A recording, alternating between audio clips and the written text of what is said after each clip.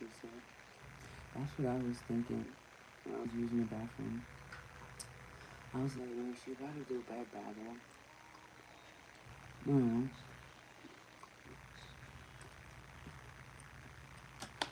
I'm having some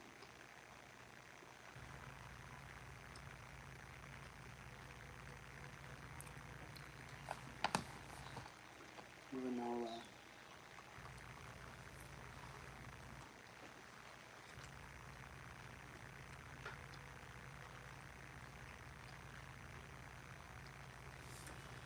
And what is on my bed babble mind tonight? It's really this book.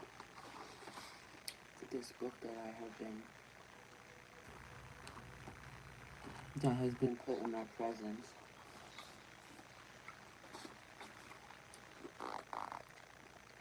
That book,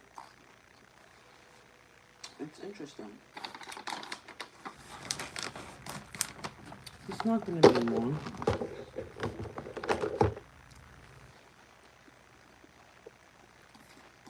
Just read you a little piece of it.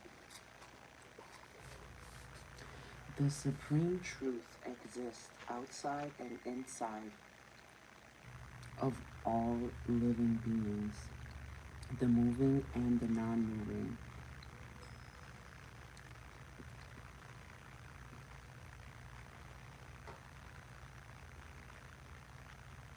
Because he is subtle, he is beyond the power of the material senses to see or to know. Although far, far away, he is also near to all.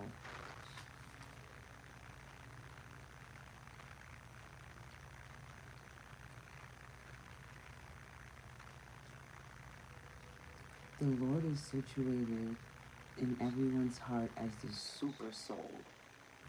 The super soul.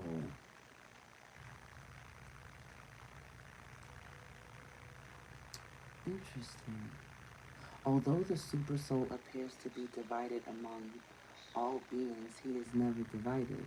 He is situated as one, although he is the maintainer of every living entity. It is to be understood that he devours and develops all. Does this mean that he has become divided? No. Actually, he is one. The example is given of the sun. The sun at the meridian is situated in its place. But if one goes for 5,000 miles in all directions and asks, where is the sun? Everyone will say that it is shining on his head. And which is so true. Do you see what I mean? Do you see what I mean? Like how this book is cool? Like it's just dope. Just that. Just that right there. And this is like 700 pages. I just read you like a couple sentences.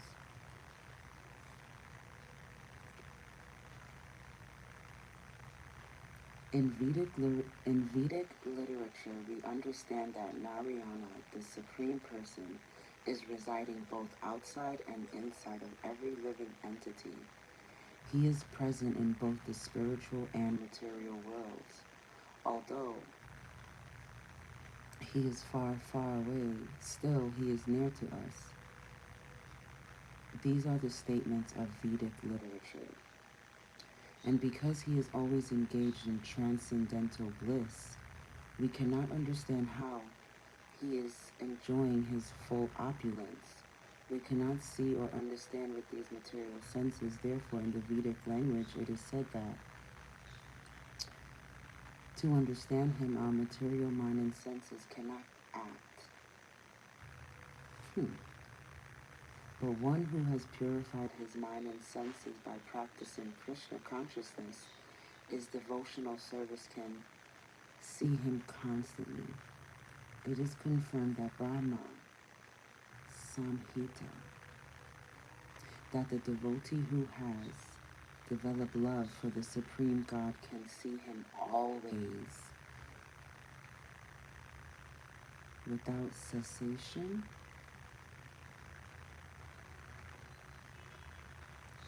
And it is confirmed in Bhagavad Gita that he can be seen and understood only by devotional service.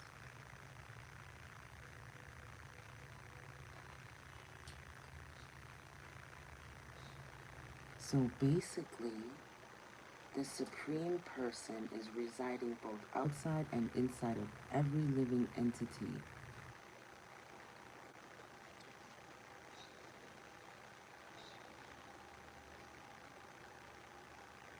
But only one who has purified his mind and senses by practicing Krishna consciousness Krishna consciousness in devotional service can see him constantly.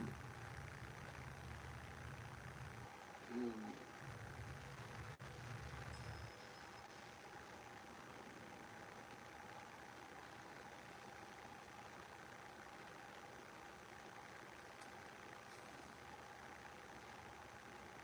The Supreme Personality of the Godhead said again, I shall declare to you this supreme wisdom, the best of all knowledge, knowing which all the sages have attained the supreme perfection.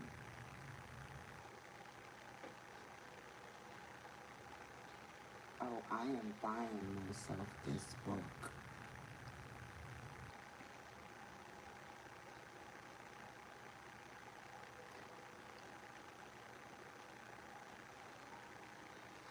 So,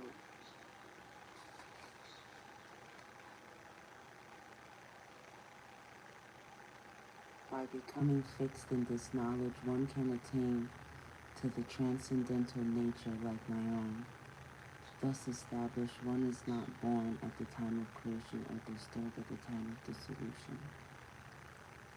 After acquiring perfect transcendental knowledge, one acquires qualitative equality with the Supreme Personality of Godhead, becoming free from the repetition of birth and death. One does not, however, lose his identity as an individual soul. It is understood from Vedic literature that the liberated souls who have reached the transcendental planets of the spiritual sky always look to the lotus feet of the Supreme Lord. That is crazy. Isn't that something? Like, wow. Earlier today in the live, I think it was the first live.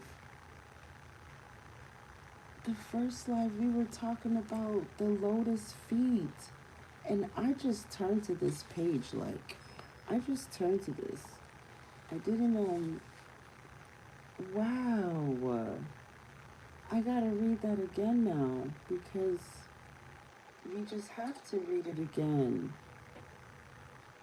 Can you believe that? I can't believe I turned to page. Something told me to turn to page 531, and I did, and I read it. Then I turned the page, and I kept reading. And look at that. I think this is just fucking alignment, wouldn't you say? Alright, let's get back to it. After acquiring perfect transcendental knowledge, one acquires qualitative, qualitative, qualitative.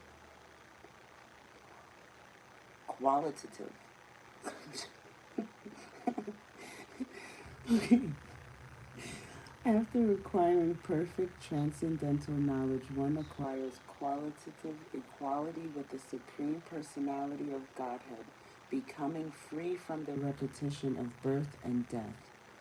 One does not, however, lose his identity as an individual soul. It is understood from Vedic literature that the liberated souls who have reached the transcendental planets of the spiritual sky always look to the lotus feet of the Supreme Lord, being engaged in his transcendental loving service. So, even after liberation, the devotees do not lose their individual identities. Generally, in the material world, Whatever knowledge we get is contaminated by the three modes of material nature. Knowledge which is not contaminated by the three modes of nature is called transcendental knowledge. As soon as one is situated in that transcendental knowledge, he is on the same platform as the Supreme Person. Those who have no knowledge of the spiritual sky hold that after being freed from the material activities of the material form, this spiritual identity becomes formless, without any variegatedness. However, just as there is material variegatedness in this world, in the spiritual world there is also variegatedness. Those in ignorance of this think that spiritual existence is opposed to material variety, but actually, in the sky, in the spiritual sky, one attains a spiritual form. There are spiritual activities, and the spiritual situation is called devotional life. That atmosphere is said to be uncontaminated, and there is one equal in quality with the Supreme Lord. To obtain such knowledge, one must develop all the spiritual qualities. One who thus develops the spiritual qualities is not affected either by the creation or by the destruction of the material world.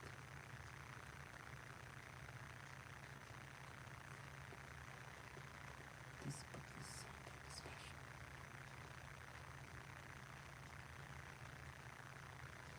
The total material substance called Brahman is the source of birth, and it is that Brahman that impregnate, making possible the births of all living beings, O son of Bharata.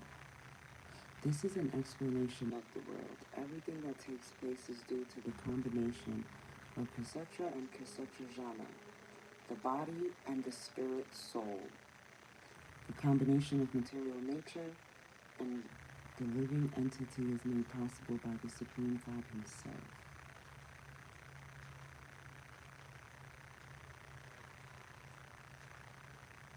The Mahatava is the total cause of the total cosmic manifestation.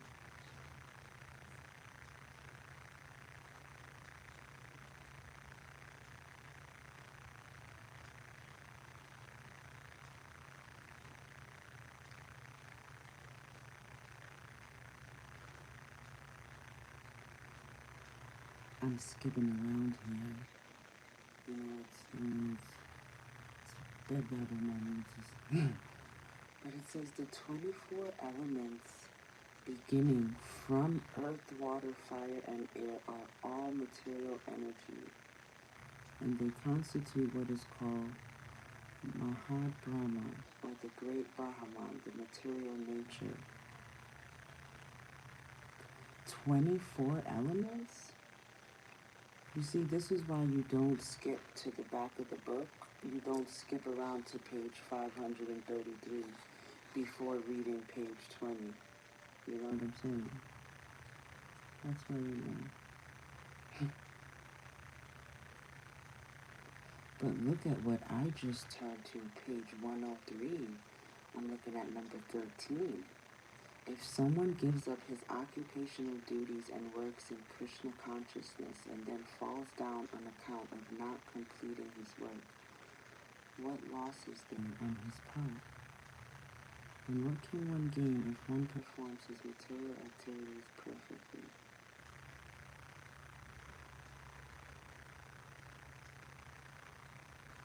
Or as the Christians say, what profited a man if he gained the whole world yet suffered the loss of his eternal soul? Well, that was said in a way we understand more faster, right?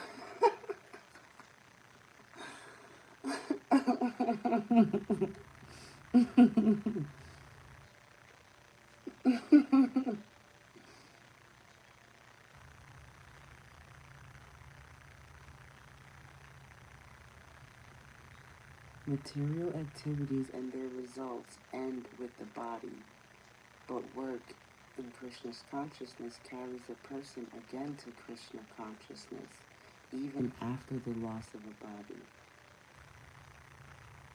Let me read that again, alright? I think I'm going to end it with that sentence. Material activities and their results end with the body, but work in Krishna consciousness carries a person again to Krishna consciousness even after the loss of the body. That is the unique quality of work done in Krishna consciousness. At least one is sure to have a chance in the next life of being born again as a human being, either in the family of a great culture or in a rich aristocratic family that will give one a further chance for elevation. Material activities and their results end with the body, but work in Krishna consciousness carries a person again to Krishna consciousness, even after the loss of the body. At least one is sure to have a chance in the next life of being born again as a human being, either in the family of a great cultured Brahmana or in a rich aristocratic family that will give one a further chance for elevation. That is the unique quality of work done in Krishna consciousness. Beautiful. Okay. Yep, I think that was beautiful. Me time business. Oh look.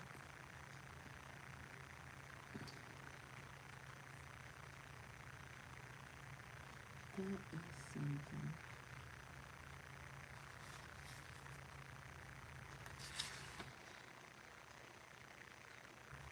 Those who are on this path are resolute in purpose, and their aim is one.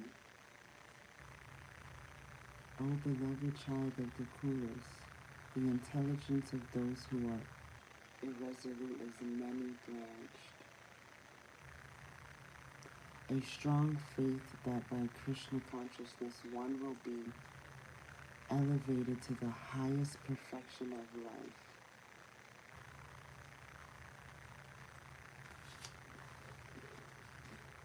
These Indian words, they're really something. It's called, we're gonna try it. Vyavasa Yatmika. Vyavasa Yatmika. Intelligence. The highest perfection of life is called Vyatsamika intelligence. If I said that right, probably not, but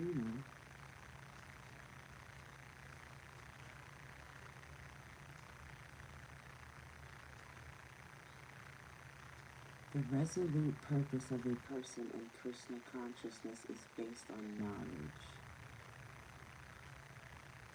A person in Krishna consciousness is the rare good soul who knows perfectly that Vasudeva or Krishna is the root of all manifested causes. As by watering the root of a tree, one automatically distributes water to the leaves and the branches.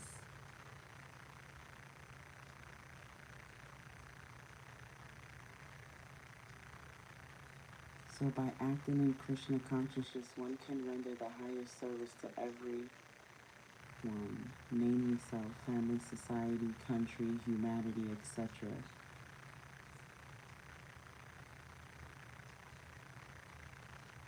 If Krishna is satisfied by one's actions, then everyone will be satisfied.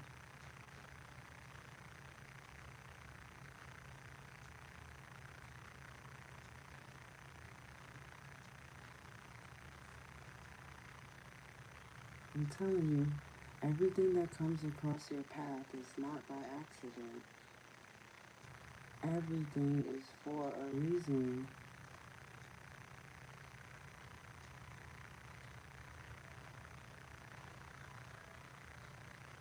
Everything is divinely orchestrated. Ain't that something?